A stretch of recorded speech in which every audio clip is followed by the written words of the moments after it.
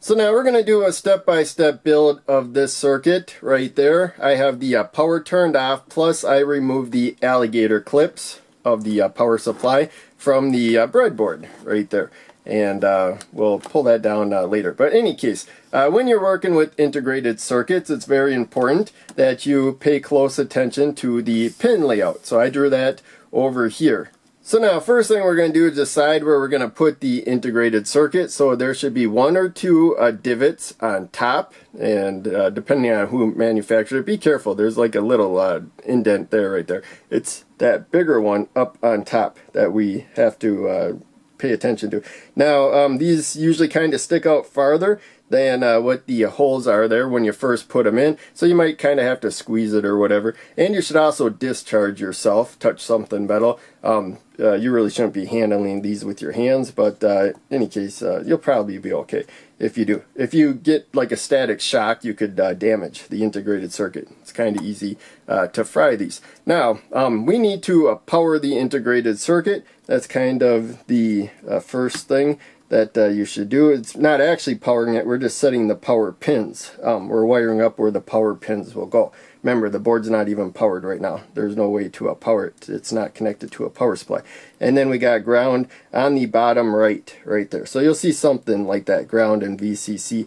VCC means a positive supply right there. Now we have a bunch of inputs that we're not going to use. We're only going to use number 4 right there. So wherever you see an A, we want to give it one of the supply voltages. So it can be either the positive supply or the negative supply, known as ground, when you just have a positive voltage in relationship to a negative voltage. And so it's the upper pin of each one of the NOT gates or inverters right there. So we're going to use number 4 down there. We're not going to tie that to a supply voltage.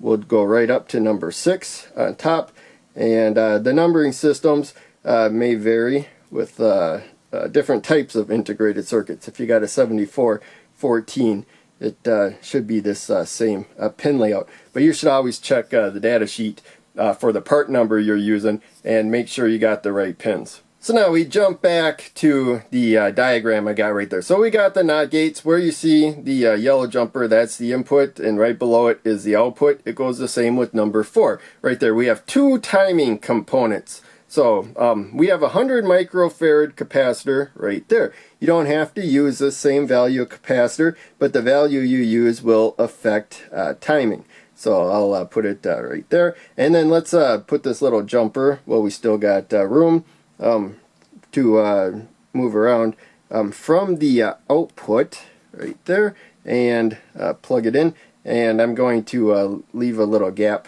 between the integrated circuit and the jumper for our timing resistor right there. So that's 10K that I'm using right there. The value of these 2 components will set the timing for this, and we'll put that there. And I don't know if there's a formula out there or whatever. We're working within the hysteresis range of this component. So it's not just a straightforward RC time constant circuit. And now we got a blue LED. I am going to have it light up when the output is high. So let me make sure I did that right. Yeah, so I want to put the long lead, the anode, up above the short lead, the cathode, going to that jumper. And then the red LED, I want the long lead, the anode. So that jumper again is going to the output right there.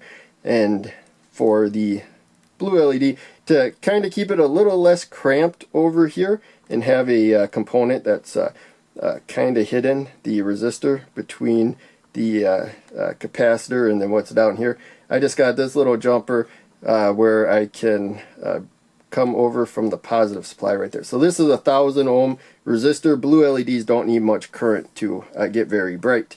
And then the output's probably going to fall a bit short from the full 5 volts, or actually ground, when the blue LED is lit up. And then with the red LEDs lit up, it's probably going to fall a little short from 5 volts right there. But 220 should still be a good value to use to protect the red LED and the output of the integrated circuit. But yeah, that's really about it. Now we got the power supply right there. It is off right now. but it's not even hooked up yet. So I'll hook it up. I got these header pins in the breadboard right there, and then some wires that I made into jumper cables to get that blue rail, which will be powered by the power supply, to also go over to that blue rail. And then same with the red right there.